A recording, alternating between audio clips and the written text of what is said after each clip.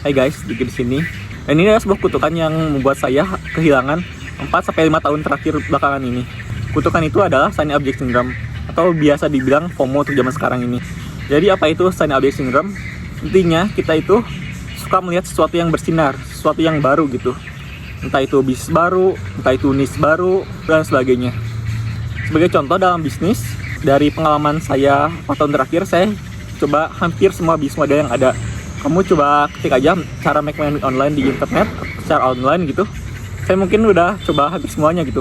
Mulai dari belajar freelance, belajar copywriting, web design, bikin agensi, digital marketing, kemudian belajar funnel, apalagi bikin konten juga, bikin konten di Instagram. Ketika kamu udah memutuskan juga, misalkan kamu mau bikin konten di Instagram, itu juga cukup banyak gitu halangan-halangannya. Entah itu dari niche-nya, entah itu dari tipe kontennya, misalkan mau bikin carousel kah, mau bikin reels kah, reelsnya juga sama, mau ngikutin influencer A atau mau ikutin influencer B, kemudian nanti ada tren baru misalkan, kamu akan ngikutin tren lagi, tren tersebut gitu. Jadi selalu FOMO dan selalu terkena kutukan Shiny Object Syndrome. Dan ini bisa dibilang cukup bahaya gitu, karena yang paling penting itu sebenarnya sudah saya bilang sebelum-sebelumnya, bukan di bisnis modelnya. Kamu bisa aja jadi kaya, misalkan seperti sekarang lagi ramenya tentang Bitcoin atau crypto. Kamu belajar tentang crypto, kamu belajar tentang trading. Terus sebelumnya kamu juga belajar misalkan tentang freelance, tentang bikin agensi. Kemudian sebelumnya lagi kamu belajar tentang TikTok, misalkan TikTok Shop, terus Shopee, Tokopedia dan sebagainya. Sebenarnya bukan masalah itunya, bukan masalah produknya, bukan masalah bisnis modelnya atau ide bisnisnya gitu. Yang jadi masalah itu kitanya gak bisa disiplin gitu, atau stick to the plan. Kenapa ini berbahaya? Seperti yang saya bilang, kutukan Shiny Object Syndrome ini akan menghabiskan waktu kamu cukup banyak gitu. Contohnya dari pengalaman saya pribadi, saya pertama-tama belajar bisnis online itu lihat dari internet, dari luar negeri gitu, tentang affiliate marketing. Saya coba affiliate marketing selama beberapa bulan dan gak jalan. Terus saya pikir salah gara-gara bisnis modelnya gitu. Oh berarti affiliate marketing emang gak jalan nih. Terus saya ganti lagi. Kemudian ada yang namanya itu isi survei. Saya juga coba isi survei seperti itu. Dapat beberapa dolar dan sebagainya. Kemudian ada juga bikin kaos, bikin desain di kaos gitu. Kita bikin desainnya, terus diupload di marketplace. Nanti kalau ada yang beli, kita dapat komisi gitu. Itu juga saya pernah. Kemudian digital marketing, saya belajar digital marketing kurang lebih 6 bulan gitu. Belajar digital marketing dulu. Habis itu buka namanya agensi digital marketing. Dan ternyata gak dapat klien, dan saya kira itu sucks gitu. Oh saya kira-kira harus belajar lagi nih digital marketingnya, entah itu belajar funnelnya, entah itu belajar copywritingnya dan sebagainya. Tapi setelah beberapa bulan kemudian, saya ganti lagi ke Shiny Object yang lainnya, ke FOMO yang lainnya gitu. Entah itu bikin web design misalkan, oh saya jago web design, saya bikin agensi web design. Oh kayaknya saya butuh channel marketingnya nih, saya bikin konten di Instagram gitu, dan macam-macam gitu. Ternyata hal tersebut yang menjadi kutukan kita berpindah dari satu tempat ke tempat yang lain, dari satu bisnis model ke bisnis model yang lain, dari satu produk yang lain. Misalkan kamu udah punya produk, misalkan punya kurs online, kamu bikin satu, kemudian kamu bikin yang lainnya, terus sekian dan lainnya. Atau produk yang lainnya, misalkan sekarang kamu jualan suplemen diet. Ini suplemen A, suplemen B, terus suplemen C. Masing-masing beda fungsi dan kebutuhan gitu. Jadi sebenarnya itu gak salah, cuman untuk kamu yang di awal-awal itu kurang tepat gitu. Jadi sebisa mungkin kamu stick di satu produk ataupun stick di satu ide bisnis yang menurut kamu itu terbaik. Caranya itu kayak gimana? Caranya itu kamu coba cari dulu apa sih plus minusnya dari sebuah bisnis model yang ada. Contoh yang tadi, affiliate marketing, apa sih kelebihannya? Oh kelebihannya itu gampang, tinggal sign up terus bagikan link. Terus negatifnya apa? Kamu nggak bisa punya produknya sendiri gitu. Kamu bergantung pada produk orang lain. Kemudian marketingnya susah dan sebagainya. Terus selain affiliate marketing, kamu coba lain juga. Pokoknya list aja semuanya yang kiranya kamu butuhkan gitu, yang kamu temukan sebagai peluang bisnis online. Entah itu jual di TikTok Shop bukan. Di TikTok Shop itu kayak gimana plus minusnya? Oh harus cari barang, oh harus punya gudang mungkin, oh harus bikin konten, oh harus bikin iklan dan sebagainya. Jadi plus minusnya kamu lihat dulu itu seperti apa. Apakah kamu suka dengan produk tersebut? Apakah kamu suka dengan bisnis tersebut dan sebagainya. Sama di solopreneur juga sama.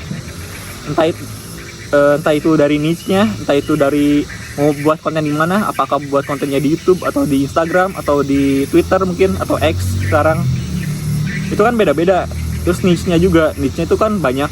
Seperti yang saya juga sebenarnya punya banyak niche gitu yang saya sukai, entah itu anime, game Mobile Legends juga, kemudian apa lagi ya, bisnis seperti yang saya tekunin sekarang ini, dan juga olahraga. Saya suka olahraga. Sekarang saya lagi sepedaan di sini.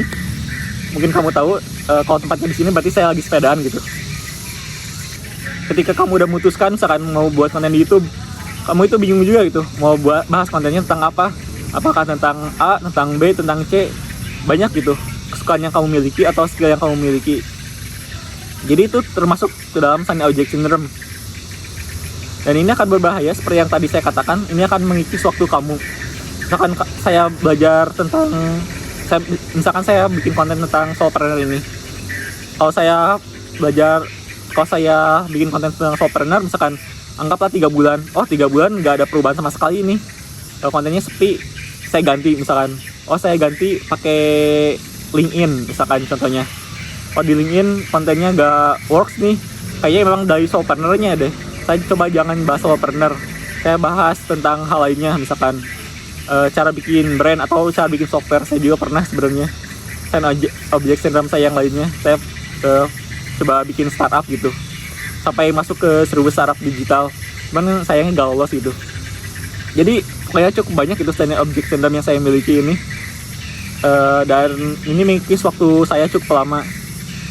Cara mengatasinya seperti yang tadi saya katakan, cari bisnis model yang kamu kira berpotensi, entah itu apapun, entah itu mau kamu coba trading misalkan, contohnya itu untuk make money online, kemudian kamu coba bikin brand sendiri, bikin software, jadi solopreneur atau bisnis edukasi online ini, kamu coba bandingin apa sih sisi plusnya dan sisi minusnya, kemudian kamu putuskan mana yang mau kamu pilih. Anggaplah kamu pilih solopreneur.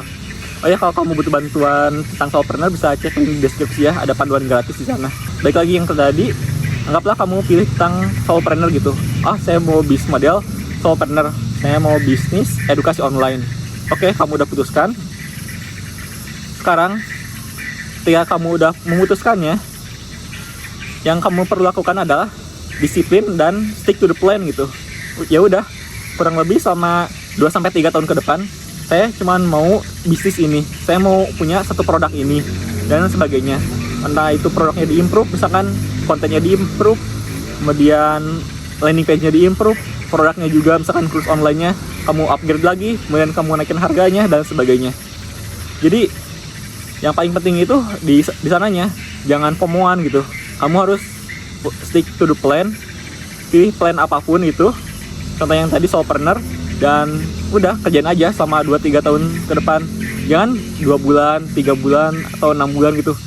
Karena kamu lihat gak ada transaksi sama sekali gitu, kamu ganti-ganti, itu ada kesalahannya. Mungkin nanti saya bahas caranya memperbaiki funnel di video selanjutnya. Tapi kurang lebih seperti itu. Kamu pilih satu bidang yang mau kamu tekuni, kemudian pilih satu niche-nya juga. Setelah itu kamu stick to the plan gitu. Udah sih paling gitu aja. Yang paling penting di disiplinnya dan jangan lihat kiri kanan gitu. Pas saya bisa jamin gitu, kalau kamu lihat kiri kanan, kamu bakal lihat lebih FOMO lagi gitu, lebih Shiny Object Syndrome lagi. Ketika kamu lihat orang-orang sukses di bisnis ekspor misalkan, wah saya juga pernah, keinget banyak ya Shiny Object Syndrome saya. bisnis ekspor nih rame, saya pengen coba juga. Oh, bisnis software nih lagi rame waktu tahun berapa itu, lupa lagi saya, 2022 kalau gak salah. Lagi naik-naiknya, apalagi pakai drama Korea yang startup itu lagi booming, padahal saya lagi bikin startupnya gitu. Pokoknya jangan stand object syndrome, pilih satu bidang yang mau kamu tekuni, entah itu bidang apapun, dan stick to the plan.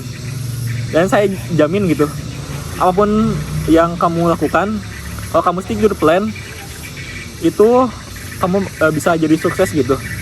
Jadi yang jadi masalah bukan gunung yang mau kamu naiki, kamu cukup pilih satu gunung yang mau kamu naiki gitu. Entah itu gunung real estate misalkan, bikin kos-kosan, kamu mau affiliate marketing, kamu mau bikin brand sendiri, kamu mau bikin agensi, mau bikin startup, apapun itu, kan itu masuknya satu gunung gitu. Daripada kamu naik setengah gunung, terus kamu balik lagi ke gunung yang lain, kamu naik lagi sedikit, terus kamu ganti lagi ke gunung yang lain, itu gak bakal bawa kamu mencapai puncaknya gitu. Coba kamu stick di satu tempat gitu, satu gunung, dan kamu daki terus menerus di sana sama 2-3 tahunan, kamu mungkin bakal lihat hasilnya ke depannya seperti apa.